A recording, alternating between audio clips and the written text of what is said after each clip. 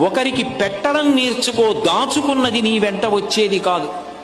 నరసింహశతక కర్తే ఒక మాట అంటాడు, తల్లి గర్భము నుండి ధనము తేడెవ్వడు, వెళ్ళిపోయేడినాడు వెంటరాదు, లక్షాధికారైన లవణమన్నమే కాని మెరుగు బంగారంబు మింగబోడు, విత్తమార్జన చేసి విర్రవీగుట కాని కూడబెట్టిన సొమ్ము కుడువలేడు, పుందుగా మరుగైన భూమి లోపల పెట్టి దాన ధర్మము లేక దాచి దాచి తుదకు దొంగలకిత్తురో దొరలకవునో, తేనెజుంటీ గలీయవా తెరువరులకు, భూషణ వికాస శ్రీధర్మపుర నివాస దుష్ట సంహార నరసింహ దురిత దూరా.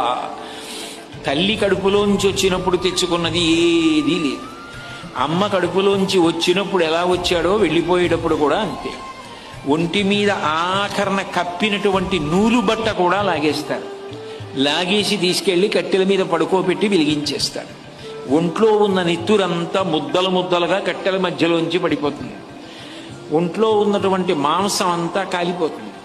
తల వెంట్రుకలు మొదలైనవన్నీ ఊడిపోయి గాలికి ఎగిరిపోయి చెట్ల మొదట్లలోకి వెళ్ళిపోతాయి. ఎముకలు ఊడి మెల్లిమెల్లిగా కింద పడిపోతే కొడుకు అస్థి సంచయనం చేసి తీసుకెళ్లి గంగా నదులలో కలిపేశాడు. ఏది మిగిలింది? ఇలా ఇలా ఉన్నన్నాళ్ళు చూపించి బోరలు విరిచినటువంటి వాడు తుట్టతొదకు ఏమయ్యాడు? పిడికెడు బూడిదయ్యాడు.